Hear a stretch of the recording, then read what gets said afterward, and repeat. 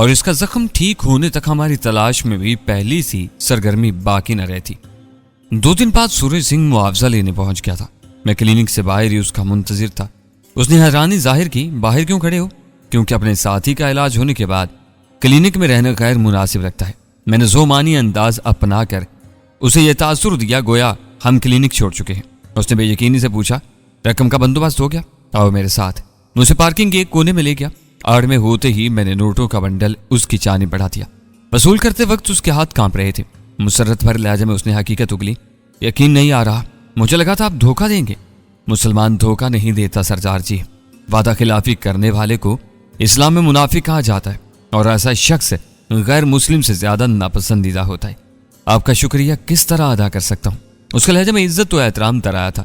मैं साफ गोई से बोला, हमारी मुलाकात को राज रखकर। वो आजम से बोला, सूरज सिंह गर्दन कटवा देगा मगर आपका जिक्र किसी से नहीं करेगा। मैंने उसे जाने का कहा, तुम पहले निकलो, हमारा इकट्ठा जाना मुनासिब नहीं होगा। अलविदाई मुआनका करके उसने मेरे गालों पर अकीदत भरा बोसा दिया और तेज कदमों से चलता हुआ रुखसत हो गया। उसकी एक टैक्सी में बैठकर गायब होते ही मैं वापस चल पड़ा। लोरा बेचैनी से मेरी मुंतजिर थी। यकीनन मैंने खामखा की मुसीबत ही अपने सर मोल ले ली थी। न जाने मेरे इल्तफात और तवज्जा को वो क्या समझती थी, मगर मेरे दिलो दिमाग में उसके लिए सिवाय हमदर्दी के कुछ भी नहीं था।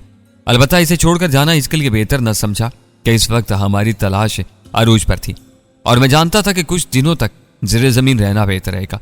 यूं भी डेनू की मौत के बाद मुझे किसी साथी की जरूरत थी और मुफ्त में एक पेशावर स्नाइपर मिल जाना नेमत गैर मुर्तकबा से ही कम नहीं था। इस बेचारी को मालूम नहीं था कि शुक्ला असल में मेरा हदफ था। वो इसे गलत फहमी में रखने का मकसद किसी फायदे का हसूल या उसकी नज़र में अच्छा बनने की कोशिश नहीं थी। मैं फ़कत अपने मिशन की भनक उसे नहीं लगने देना चाहता था, क्योंकि गिरफ्तार होने पर तशद्दुद का सामना होते ही उसने हकीकत उगल देना थी। मुमकिन था वो सख्त जाने का मुजाहरा करते हुए अजियत झिल जाती, मगर मुझे क्या जरूरत थी कि खतरा मोल लेता। अपने मिशन से आर्जी ताल्लुकदार को लाइल्म रखना ही एहतियात थी। अगला हफ्ता मैंने तहखाने में बिताया। इस दौरान लोरा का जख्म बेहतर होना शुरू हो गया था। अच्छी दवाइयों के इस्तेमाल और बेहतरीन देखभाल की बदौलत उम्मीद थी उसने जल्द ही बिस्तर छोड़ देना था। फिल्मों ड्रामों में गोली लगने के 10-15 मिनट बाद ही हीरो साहब बिल्कुल ठीक होकर दुश्मनों की ठुकाई करते नजर आते हैं, जबकि हकायक इसके बरक्स होते हैं। कोई भी जख्म ठीक होने में वक्त लेता है और ऐसी हालत में हीरोपन सिर्फ फिल्मों ही में दिखाना मुमकिन है। इन दिनों खुली फरागत थी। मैं और लोरा देर तक गप्पे हाँकते। अफगानिस्तान के वाकयात कई बार धुरा चुकी थी। उसका मानना था कि निक स्टुअर्ट मुझसे बेहद मुतासिर बल्कि डरा हुआ था। लोरा भी मुझसे सख्त नफरत करती थी, क्योंकि मैंने उसकी बादशाहत में दखील होकर इन्हें कहीं का नहीं छोड़ा था। मेरा नामालूम होना इन्हें मजीद तपा रहा था।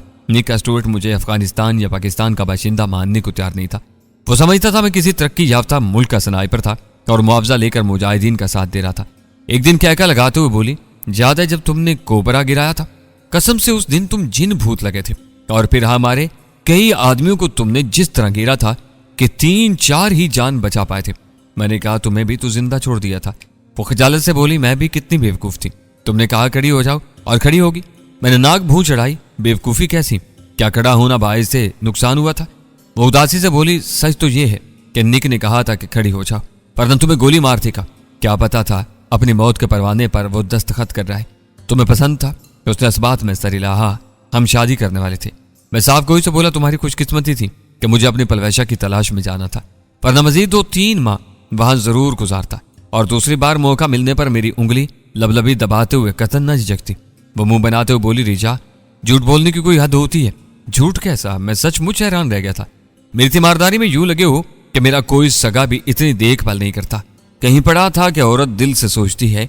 बेवकूफ, मैं तुम्हारी तीमारदारी नहीं कर रहा, खुद छुपा हुआ हूं। मैं इंडिया का शहरी नहीं हूं कि आजादी से घूम फिर सकूं। उसने खफकी भरे लहजा में मुझे गलत साबित करना चाहा। छुपने की जरूरत क्यों पेश आई? भाग जाओ, मेरे इंतकाम लेने से तुम्हें क्या मतलब है? मैं जुमानी लहजा में बोला, क्या लगता है तुम्हारे इंतकाम के लिए वक्त जाया करता फिर रहा हूं? उसने तेज लहजा में पूछा, तो किस लिए यहां मौजूद हो? मैं शरारती लहजा में बोला, सिर्फ इस उम्मीद पर कि शायद डेट पर जाने को तैयार हो जाओ। बेहुदा। उसने मुझे तकिया खींच मारा और मैं हंसते हुए बाहर निकल गया। साथ वाले कमरे में एक स्याह रूट था। इसका नाम धर्मुदाद मालूम हुआ था। गो ऐसे गुंडों को पुलिस वाले नहीं छेड़ते, ना एजेंसियां इनसे दुश्मनी पालती हैं, मगर इनकी आपस की दुश्मनी और झगड़े कुछ कम तबाकुन नहीं होते। मैंने 1-2 बार गपशप करने की कोशिश की थी, मगर उसके इजहार नागवारी और नापसंदीदगी को देखकर मुझे पीछे हटना पड़ा। बस नर्स से सरसरी सा मालूम हुआ था कि वो मुंबई का दादा धर्मेश उर्फ धर्मू था और किसी दूसरे दादा से झगड़े के बाद इस हाल को पहुंचा था। अमूमन ऐसा भी होता है कि गुंडों के गिरोह एक दूसरे से यूं बरसे बेकार होते हैं कि ताकतवर गिरोह मुखालिफिन का एक बंदा भी बाकी नहीं छोड़ता। ऑफिस की लड़ाई में धर्मू दादा के गिरोह की अक्सरियत फना हो चुकी थी और बचने वाले मुंह छुपाते फिर रहे थे। खुद धर्मू दादा भी मरते मरते बचा था और अब डॉक्टर अशोक के पास छुपा हुआ था। डॉक्टर अशोक में ये खूबी देखी थी कि बात का खरा और वादे का पक्का था, धोखाधड़ी और राज फाश करने के सख्त खिलाफ था। धर्मू दादा के साथ वाले कमरे में एक लड़की रचना कुमारी एडमिट थी और उसके पीछे भी कोई बालसर लोग पड़े थे। बेचारी बुरे हाल में वहां तक पहुंची थी। उसे वहां पहुंचाने और फीस वगैरह अदा करने वाला भी कोई सेठ ही था। असल मामला नर्स को भी मालूम नहीं था। चौथे कमरे में अधेड़ उम्र का एक शख्स 2 दिन पहले ही पहुंचा था। उसका नाम तो आनंद पटेल था और उसकी वहां मौजूदगी के बारे में नर्स को कोई अंदाजा न था। बज़ाहिर वो जख्मी नहीं था मगर मखसूस दवाइयां उससे बाकायदगी से खिलाई जा रही थी। नर्स का नाम रमीता कौर था। वो सिख थी, काफी बातूनी और खुश मिजाज थी। अलबत्ता शक्ल सूरत बिल्कुल गई गुजरी थी। मैं उससे भी गाहे बगाए गपशप कर लेता। रात का 2-3 दफा बाहर जाकर क्लिनिक की मुकम्मल इमारत का जायजा भी ले आया और ऐसा क्यों किया था यकीनन इस बारे कई बार वजाहत कर चुका हूं कि जासूस हर कमीन गाह में सबसे पहले फरार का रास्ता ढूंढता है। रमीता के साथ थोड़ी बहुत गपशप करके मैं वापस लौट आया। खुद को चाकू चौबंद रखने को मैं कमरे के अंदर ही दंड पेलता, उठक बैठक करता और 1-2 और ऐसी मशकें करता जिसके लिए भाग दौड़ की जरूरत नहीं पड़ती। लौरा अब गुसल खाने और बैतुल खला तक खुद चली जाती। इब्तदाई 2-3 दिन तक यह खिदमत मुझे ही अंजाम देना पड़ी थी। कमरे में टीवी लगा हुआ था। अब हमारे बारे खाल ही कोई खबर आती थी। 2-3 दिन हमारा जिक्र जोरों शोर से होता रहा था। नए मसाइल सामने आते ही हमारा जिक्र कम होने लगा था। उम्मीद थी महीना गुजरने तक हम अवाम की नजरों में भूले बिसरे हो जाते। अलबत्ता एजेंसियां इतनी आसानी से भूलने पर तैयार नहीं होती। वक्त का अंदाजा घड़ी देख कर ही करते थे। डिनर में नमाज इशा के बाद ही करता था। लौरा भी मेरा साथ देना पसंद करती। खाने के बाद मैं तहखाने ही में थोड़ी चहलकदमी करता। गाए गाए मफलर से चेहरा ढांप कर बाहर भी निकल जाता। साइलेंसर लगा पिस्तौल तो सोते वक्त भी मेरे पास ही होता था। इस दिन भी बाहर घूमने को दिल चाहा और मैं मोहतात अंदाज में चलता हुआ तहखाने से बाहर आ गया। तहखाने का रास्ता दवाइयों की एक अलमारी से होकर गुजरता था। डॉक्टर अशोक के क्लिनिक में 2 तहखाने थे। एक तहखाने से उसका सारा अमला वाकिफ था जबकि दूसरे तहखाने के बारे चीथा चीधा अफराद ही जानते थे। मैं क्लिनिक के सेंस से होकर अक्का में पहुंचा और सीढ़ियों के जरिए छत पर चढ़ गया। खुली फिजा में बहुत मजा आ रहा था। गहरे गहरे सांस लेते हुए मैं छत पर घूमता रहा। मैं बिल्कुल दरमियान में टहल रहा था ताकि दूर से देखा ना जा सकूं। अचानक पार्किंग की तरफ से शोर उभरा। मैं मुतजस्सिस होकर किनारे के करीब पहुंचा। किसी मरीज को लाने वाले तेज रफ्तार रिक्शे ने नई टोयोटा कार की अकबी बत्ती तोड़ दी थी। कार का मालिक बाआवाज बुलंद रिक्शे वाले को डांट रहा था। रिक्शे वाले का लिजाजत भरा लहजा और मिन्नत उसकी नजर में किसी अहमियत की हामिल न थी। बीमार के लवाहिकीन रिक्शा ड्राइवर को आगे बढ़ने का कह रहे थे। रिक्शे वाले को अपने मस्से में उलझा पाकर एक मर्द ने मरीज को बाजू में भरा और क्लिनिक के दरवाजे की तरफ बढ़ गया। मरीज 10-12 साल का बच्चा था और यकीनन बेहोश था क्योंकि उसके बाजू बेजान अंदाज में झूल रहे थे। कार और रिक्शे वाले का झगड़ा इतना अहम नहीं था कि मैं मजीद वहां खड़ा रहता। मुड़ने ही लगा था कि नजर पार्किंग में दाखिल होती खुली छत वाली जीप पर पड़ी। इसमें 3 अफराद सवार थे। टोयोटा कार ने क्लिनिक तक जाने का रास्ता बंद किया हुआ था।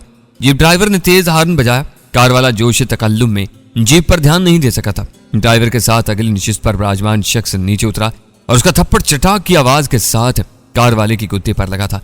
वो गुस्से में बकता झुकता पीछे मुड़ा मगर जीप वालों का हुलिया देखते ही उसके गुस्से को गुब्बारे से हवा निकल गई थी।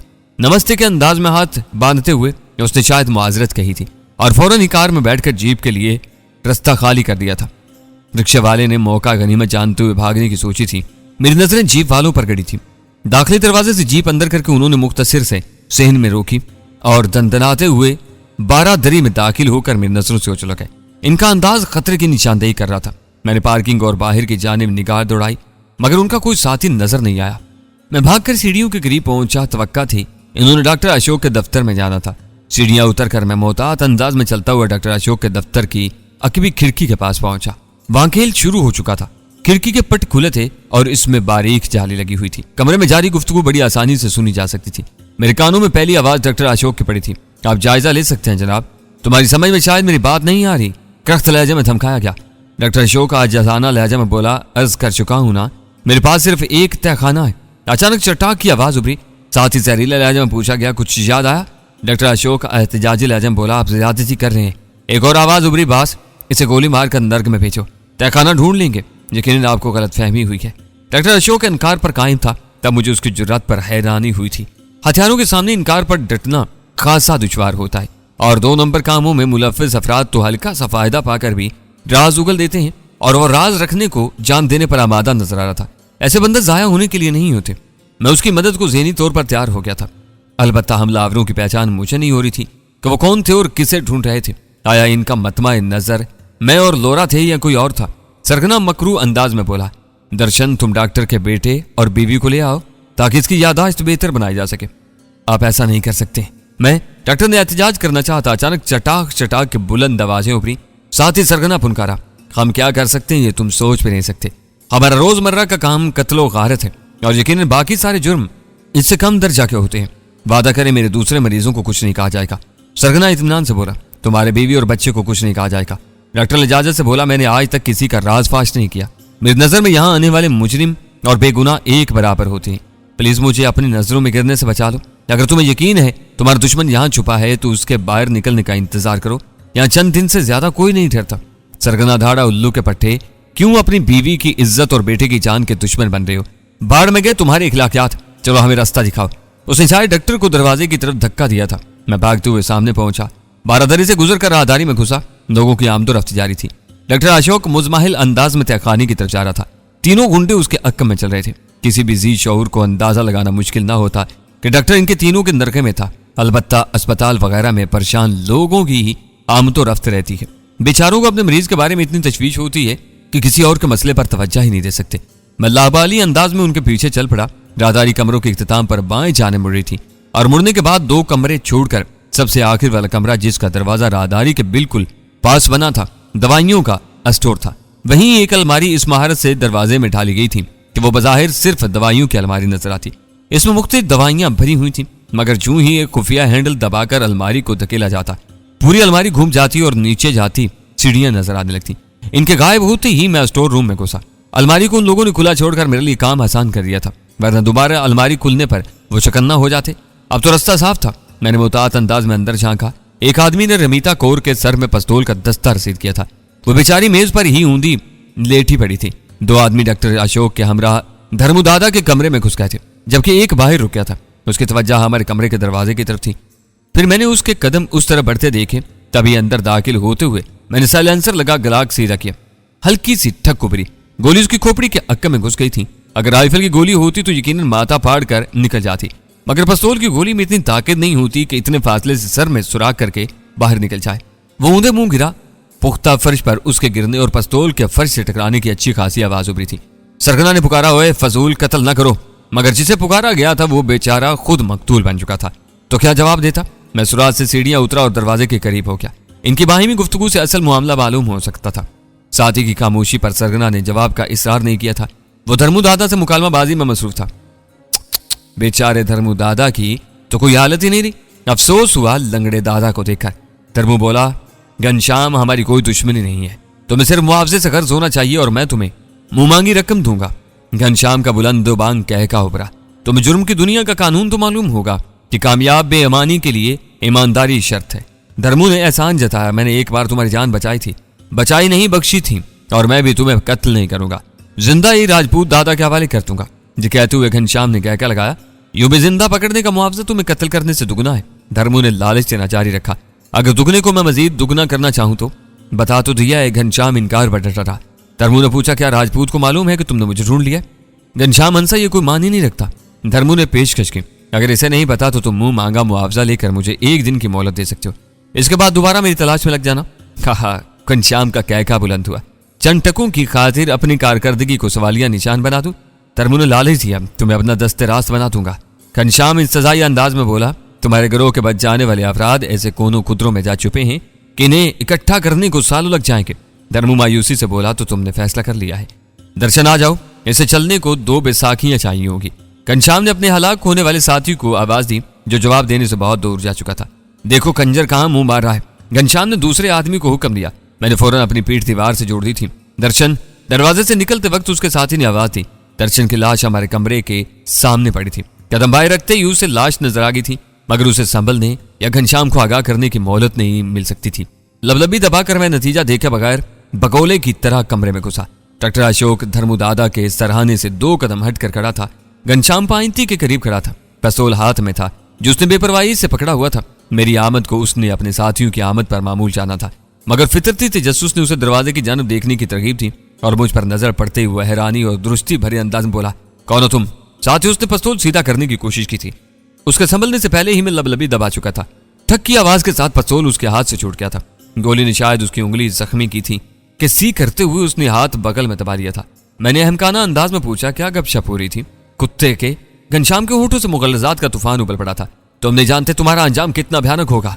अच्छा, कहते हुए मैंने दोबारा लबलबी दबाई। गोली उसके घुटने से आर पार हो गई थी। चीख मारते हुए कोल्हुओं के बल गिरा। कुर्सी संभालते हुए मैं इत्मीनान से बोला, तुम कुछ इंकशाफ कर रहे थे घनश्याम जी? साथ ही डॉक्टर अशोक को कहा, डॉक्टर साहब प्लीज आप तशरीफ रखें। डॉक्टर अशोक खुश्क कूथे होंठों पर जुबान फेरता हुआ जल्दी से बैठ गया। कौन हो तुम और क्यों कर रहे हो ऐसा? दूसरी गोली ने उसे मेरे इरादों की खबर दे दी थी और मौत को सामने पाकर अच्छे अच्छों की हवा निकल जाती है, इसे भी जान के लाले पड़ गए थे। जल्दी काहे की है रे? पहले तुम अच्छे से भौंक लो, फिर अपने कुत्तों को आवाज दो ताकि एक माजूर को घसीटते हुए तेरे बाप राजपूत तक ले जाए। बाद में सवालों जवाब हो जाएंगे। घुटने को दबाकर वो कराते हुए बोला, मेरी तुमसे कोई दुश्मनी नहीं है। डॉक्टर अशोक ने मुस्तरिब होकर उठने की कोशिश की, लेकिन एक डॉक्टर मरीज देखकर निचला नहीं बैठ सकता था। मैंने उसे बैठने का इशारा किया और तंजिया अंदाज में घनश्याम से पूछा, धर्मू दादा की तुमसे क्या दुश्मनी थी? वो फौरन सुलह सफाई पर आ गया। ठीक है, झगड़ा खत्म करते हैं। मैं धर्मू दादा को कुछ नहीं कहता और हम खामोशी से वापस चले जाते हैं। जाने की इजाजत मिलने पर भी तुम अकेले ही वापस जा सकते हो, क्योंकि तुम्हारे साथी इस सहूलत से फायदा उठाने की हालत में नहीं है। एक छोटा सा वक्फा देकर मैं मुतबस्सम हुआ। खैर, परेशान होने की जरूरत नहीं, मैं कौन सा जाने की इजाजत दे रहा हूँ। जो साथियों के बिछड़ने पर तुम्हें दुख होगा, तो तुमने इन्हें मार दिया। गमौसे की शिद्दत से उसे बोला नहीं गया था। मैं इत्मीनान से बोला, अगर जल्दी ही मरहम पट्टी ना की गई तुम भी इनके पास पहुंच जाओगे। सर प्लीज मुझे इजाजत है। डॉक्टर अशोक मुल्तजई हुआ। मैंने घनश्याम का माजी करीब का रवैया याद दिलाया। डॉक्टर साहब, ये वही कमीना है जिसने आपके चेहरे पर थप्पड़ मारे थे। डॉक्टर मुसर हुआ, वो इसका ज़र्फ था। मैंने कंधे उचकाए, आपकी मर्जी। डॉक्टर अशोक मरहम पट्टी का सामान लाने बाहर निकल गया। धर्मू दादा खामोश लेटा मेरी जानिब मुतवज्जा था। उसने 2-3 बार मेरी पेशकदमी को रुखाई और दुरुस्ती से ठुकरा दिया था और अब इतने मुश्किल मरहले में उसकी जान बचाने का मैं बायस बना था। उसका शर्मिंदगी महसूस करना बनता था। मैं घनश्याम को मुखातिब हुआ, डॉक्टर अशोक का सुराग तुम्हारे हाथ कहाँ से लगा? फुकराते हुए बोला, धर्मू दादा का एक आदमी हाथ चढ़ गया था जो उसे क्लिनिक तक लाया था। मैंने पूछा, तुम्हारा यहाँ आना किसी के इल्म में है? वो गियाते हुए बोला, मेरी आपसे कोई दुश्मनी नहीं है, वादा करता हूँ कभी इधर का रुख नहीं करूंगा। तुम्हारा कहना इसे भूल क्या था? मैं मुस्कुराया। धर्मू दादा से क्या दुश्मनी थी? इस वक्त डॉक्टर अशोक मरहम पट्टी के सामान के साथ अंदर आया और फर्श पर बैठकर उसकी जख्मी टांग की पतलून काटने लगा। डॉक्टर 15-20 मिनट में तुम्हारे घुटने की मरहम पट्टी करेगा और मैं 1 सेकंड में दूसरे घुटने में भी सुराग कर दूंगा। इसलिए जो पूछा है इसका जवाब उगलो और फिक्र न करो, मेरे पास तस्दीक के जराए मौजूद हैं। राजपूत दादा के छोटे भाई विशाल गुप्ता से मेरी गहरी वाकफियत है। ये सुनकर धर्मू दादा की आंखों में इस्तराब छलकने लगा था। मुझसे मुखातिब हुआ, धर्मू दादा फिक्र न करो, तुम्हें इसके हवाले करने का कोई इरादा नहीं है। उसने हकीकत उगली, मैं राजपूत दादा को सरप्राइज देना चाहता था। मैं अशोक को मुखातिब हुआ, डॉक्टर साहब बात सुने। वो मेरी तरफ मुतवज्जा हुआ, पीछे हो जाए, ये मरहम पट्टी किसी काम नहीं आने वाली। क्या मतलब? वह हैरान हो गया था। मैंने लबलबी दबाकर घनश्याम के सर में गोली उतार दी। मेरा मतलब है, एक किराए के कातिल को जिंदा छोड़कर मैं आपकी जिंदगी को खतरे में नहीं डाल सकता। पांव फर्श पर पसारते हुए डॉक्टर अशोक ने बेड से टेक लगा ली थी। यह बेहतर नहीं हुआ। अगर सोचते हो कि धर्मू के कत्ल के बाद ये आपको जिंदा छोड़ देता तो ऐसा बस आप ही सोच सकते हैं। वो बेबसी से बोला, इन लाशों का क्या करूं? मैं इत्मीनान से बोला, एम्बुलेंस में डालकर किसी वीरान जगह पर फेंक देते हैं। उसने तजवीज दी, अगर पुलिस को बुला लें। महन साहब, अपनी शतरोल कराने का शौक है तो मना नहीं करूंगा। डॉक्टर ने तकरार की, क्या वो नहीं जानते होंगे कि घनश्याम किराए का कातिल है? मैंने पूछा, इनके कत्ल का जिम्मेदार किसे ठहराओगे? इनकी आमद किस सिलसिले में हुई, क्या बताओगे? एम्बुलेंस के ड्राइवर को राजदार बनाना भी मुनासिब नहीं होगा। डॉक्टर अशोक का दिमाग चलना शुरू हो गया था। मैं एम्बुलेंस को ले जाऊंगा, अलबत्ता तुम इसकी पट्टी खोल लो, क्योंकि मैं नहीं चाहता डॉक्टर शक की जद में आए। वो मुंबई में सैकड़ों हजारों डॉक्टर्स होंगे, मगर अंदाजा करने वाले कयामत की नजर रखते हैं। शायद किसी को आपके पट्टी लपेटने के अंदाज, गांठ लगाने के तरीके, पट्टी की साख्त, जख्म पर लगाने के मरहम वगैरह से आप तक पहुंचने का सुराग मिल जाए। वह इस बात में सर हिलाते हुए उसके घुटने से पट्टी खोलने लगा। धर्मू मुझसे मुखातिब हुआ, आपका नाम नहीं जानता, मगर धन्यवाद, आपकी वजह से मेरी जान बची। मैंने बेपरवाही से कंधे उचकाते हुए पूछा, राजपूत दादा के साथ तुम्हारी क्या दुश्मनी है? वो नफरत से बोला, वो दादा नहीं, सरकार का पिट्ठू है।